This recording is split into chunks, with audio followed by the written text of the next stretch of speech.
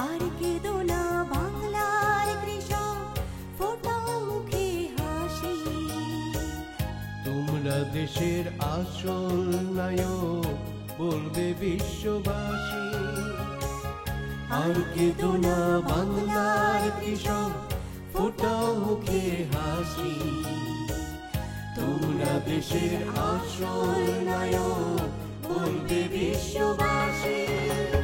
ধান গম পাট দুধ ডিম মাংস পুষ্টি, সবজি ফলমূল আমিষ সৃষ্টি।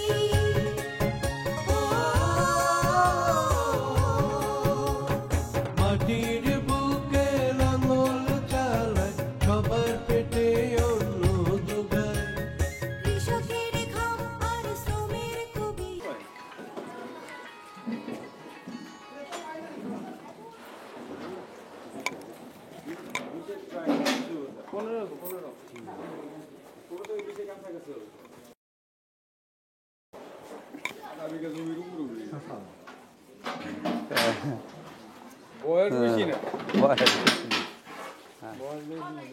গরুর জাত নির্মাণ করেন প্রত্যেকটা সেক্টরে।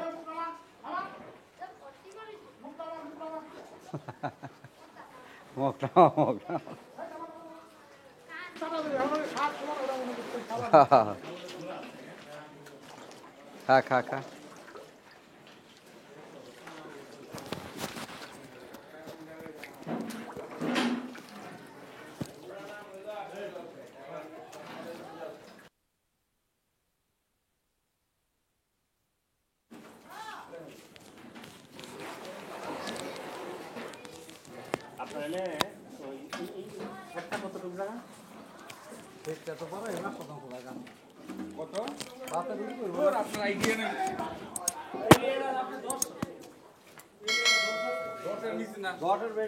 আসসালামু আলাইকুম বন্ধুরা, কেমন আছেন? আশা করি সবাই ভালো আছেন। আজকে আমি এসেছি আমাদের মুন্সিগঞ্জ জেলার সদর উপজেলার মুন্সিগঞ্জ পৌরসভার বৈখড় গ্রামে। এই গ্রামে একটা সুন্দর ডেয়ারি খামার গড়ে উঠেছে, তার নাম সামিয়া ডেয়ারি খামার। আমাদের খামার মালিক আমাদের শেখ দুলাল ভাই। এই খামারে প্রায় 26টা গরুতে দুধ দেয় এবং প্রতিদিন 7 মণ দুধ হয় এবং গরুগুলো দেখেন অনেক সুন্দর।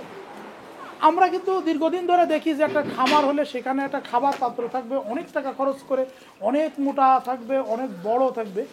আমরা কিন্তু এই খামারে এসে দেখলাম যে এই খামারের কোনো খাবার পাত্র নাই এবং গরু দাঁড়ানোর পিছনেই বিশাল করে ক্যানেল কাটা।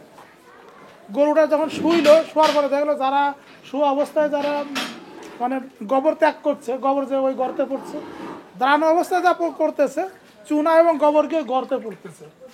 যেটা আমরা এই ধরনের টেকনোলজি দেখে আসছিলাম ডাচ ডেয়ারি খামারে, তারা বিদেশ থেকে টেকনোলজি নিয়ে আসছে, কিন্তু এই খামারটি কিন্তু ডাচ ডেয়ারি সৃষ্টি হওয়ার অনেক বছর আগে। এরপরে এই খামারে কিন্তু কোনো খাবার পাত্র নাই, তাই না? সামনে দিয়ে ধরেন ঘাস দিল, সেটা আমরা অনুমান করে নিলাম যে সামনে ঘাস দেয়। এখন দেখলাম যে আমরা কিভাবে তাদেরকে এই দানাদার খাবার খাওয়াই। এই যে দানাদার খাবারের খাওয়ানোটা আমরা দেখলাম এবং খাওয়ানো শেষ হয়ে যাবে, সাথে সাথে এই জিনিসগুলো তারা নিয়ে খাবারটা একদম ফাঁকা থাকবে, গরুগুলো একটু চলাফেরা করবে, বাতাস এই সাইড থেকে ওই সাইডে যাবে, খাবারের ইটি থাকবে না। আমরা আসলে এই টেকনোলজিগুলো এই অঞ্চলে কিভাবে আসলো, কিভাবে এই খামারগুলো গড়ে উঠছে, বা এই খামার সম্পর্কে এখন আমার শেখ দুলাল ভাইয়ের কাছ থেকে আলোচনা করবো। দুলাল ভাই, আপনি বলেন যে আপনি কবে এই খামার শুরু করেছিলেন এবং এই অঞ্চলে মানুষ তো আসলে ডেয়ারি খামার টামার করার কথা না, তার এটা বিক্রমপুর এলাকা, এটা হলো ঐতিহ্য, বাংলাদেশের ঐতিহ্য। তো আমরা বিক্রমপুরি, না বিশাল ঐতিহ্য, তারা তো এইভাবে গরুর খামার করার কথা না। আপনি এই গরুর খামার কেন করলেন আমাদের একটু বলেন। গরুর খামার করতাম, আমি আগে কৃষিকাজ করতাম, কৃষিকাজ করার পরে দেখতাম বছরকে বছর আমার লস হয়, ঠিক মতন বদলি কামিল পাওয়া যায় না। তাই বলে মনে করেন অতি ফার্স্ট আমার বাবা জীবন ভরে গরু পাইলে গেছে, সে মারা গেছে। তো বাবা বাচ্চা থাকতে আমি 7 বছরের সময় গরুর খামার করি। প্রথম 2টা গরু কিনছিলাম আর আমার বাবার ছিল গিয়া 2টা। এই 4টার থেকেই আস্তে আস্তে আল্লাহ আমারে খামার করতে দিছে। ওর বাস বুঝছি গরুর পালতে হয় কীভাবে, তাও শিখছি। তো আল্লাহ রাখলে মোটামুটি আছি, এমনি ঋণফিনও আছি, বুঝলে। তো আমার সবাই বলছে তুমি পালতে থাকো, আল্লাহই দিব। আল্লাহর মাল, আল্লাহর বেশাত উছিলা আমরা ওরে খেজমত করে যাইতেছি। ডাইল ভাত চাইডা খাইয়া আল্লাহ রাখছে, সুখেই রাখছে, আল্লাহ ভালোই রাখছে। আচ্ছা দুলাল ভাই, আপনার সামনে যে গরুর যে খাবার পাত্র থাকে একটা বড়, আপনি খাবার পাত্র নেই, ঘাস খাওয়ান এবং এই যে দানাদার খাবার খাওয়ালেন আমাদের সামনে, এটা কিভাবে আপনি এটা শুরু করলেন বলেন তো আমাদের? এইটা দানাদার খাবার, গমের ভুসি খায়, মশনা খোল খাইতেছে, কুড়া খাইতেছে, ধানের কুড়া, মুসুরির পাউডার, ভুট্টা ভুসি, মশনা খোল, তিসি খোল, নাইকলি খোল, এই খাবার খায়। আচ্ছা, এই খাবারগুলো আপনি কতক্ষণ ভিজায় রাখছিলেন?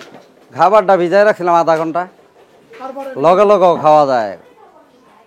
আচ্ছা, এই কোনো যে অসুবিধা ধরেন নেই। আপনি এই যে ধরেন আমাদের সিলভারের যে ডিশ, হ্যাঁ। ডিশের ভিতরে আপনি ওদেরকে খেতে দিলেন, হ্যাঁ, এই খাওয়ার এই টেকনোলজিটা বা এইভাবে খাওয়া ফেরে শিখছেন কার কাছ থেকে?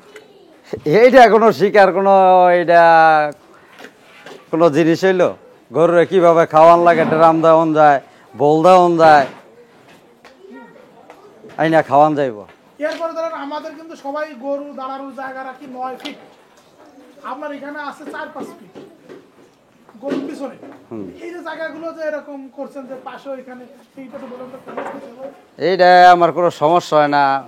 আমি অতি ফার্স্টে গরু পালছিলাম এই সাইডে, মনে করেন খামরাইকা ডেরেন 5 সাইডে দিয়া দেখছি এই গরুয়ে আজকে খামের মেরে গিয়া মাজা ঘস্ত ঘস্তে উইয়া দাগ পরা এলায়, ছুইলা এলায়। এই কারণে যেমন খাম পিছে রাইকা ডেরেন সামনে আনছি। হ্যাঁ, আচ্ছা, আপনি কটা গরু দিয়ে শুরু করেছিলেন?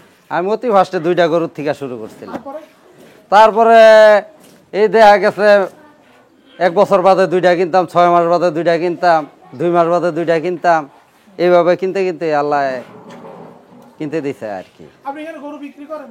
হ্যাঁ, বিক্রি করি। কি ধরনের গরু বিক্রি করেন? বিক্রি করি, দেখা গেছে গরু আজকে দুধ কমে আছে গা, আমার ফার্মে দুধ কমে আছে, তো গরুরে খাওয়ায় রাখতে পারতাছি না, বিক্রি করে দিলাম। ফিরে আবার গিয়া বেচলাম 1 লাখ টাকা, কিনে আনলাম গিয়া আবার 2.5 লাখ টাকা দা। আপনি গরু কেনেন কোন জায়গা থেকে? আমি কিনি ফরিদপুর লাউখোলার থেকে। সবাই তো যায় পাবনা, সিরাজগঞ্জ, আপনি লাউখোলা যান কেন? আমি লাউখোলার থেকে গরু আইনা পালতাছি, 2টার থেকে শুরু করছি। আমি ওই হাটেই থাকি, অন্য কোনো হাট আমি করি না। পাবনা, সিরাজগঞ্জ এলাকায় যান না কেন? আপনার সিরাজগঞ্জ এলাকায় 2টা একটা গরু লেগে গিয়ে কি আমাকে পুষবো? আর ওই জায়গার মিটে গরু কিনতে গেলে আর 10টা গরু, কমসে কম 5টা গরু কিনলো একটা পড়তে হইব, কিনা যাইব। আমিও দেশের বাইরে গিয়েছিলাম কয়েক জায়গায়, আমিও দেখে আসছি যে এই ম্যানজার সিস্টেম যেটা আর কি, চারি বলে সামনে খাবার পাত্র, সেই পাত্রগুলো এখন আর নতুন পদ্ধতিতে দিচ্ছে না। এই জিনিসটা আমি মুন্সিগঞ্জেও পেলাম, মুন্সিগঞ্জের খামারেরাও এই পদ্ধতি ফলো করতেছে। এই পদ্ধতিটা লাভবান, খাবার লস কম হয়, তারা খাবারের পরে পাত্রে আলাদাভাবে পানি খাওয়ায়, এই পানিটাও পরিমাণ মতো তারা খাওয়াইতে পারে। সব দিক দিয়ে এটা এখন আধুনিক পদ্ধতি একটা। হ্যাঁ, তাড়াতাড়ি চলে আসো, ইন্টারভিউ নিয়ে। কি রেজিস্ট্রেশন আছে না? ধন্যবাদ। আমরা এখন আছি সামিয়া ডেইরি ফার্ম, এটা স্বত্বাধিকারী হলো দুলাল। এখন এটা আমরা পৌরসভার ভিতরে মুন্সিগঞ্জ সদর। এই খামারটা তার 2010 থেকে শুরু, 2টা গরু দিয়ে শুরু হয়। বর্তমানে 30টা গাভী এবং 17-18টা বাছুর আছে। সে প্রায় 25-26টা গরু দুধ দেয়। সে এই দুধ মুন্সিগঞ্জেই বিক্রি করে এবং কিছু দুধ ঢাকায় যায়। আমরা শুরু থেকেই আমাদের প্রাণী সম্পদ দপ্তর তাকে পরামর্শ দিয়ে এবং বিভিন্ন দিক নির্দেশনা দিয়ে এই খামার তাকে এই পর্যায়ে নিয়ে এসেছি। আমরা তাকে বায়োসিকিউরিটি মেনটেন এবং কৃমির ঔষধ, বিভিন্ন ভ্যাকসিন, চিকিৎসা সকল দিক দিয়ে তাকে আমরা সহযোগিতা করছি। ঘাস চাষ থেকে শুরু করে তাকে পরামর্শ দিয়ে যাচ্ছি, সে লাভবান এতে। তোমরা দেশের আসল নায়ক, বলবে বিশ্ববাসী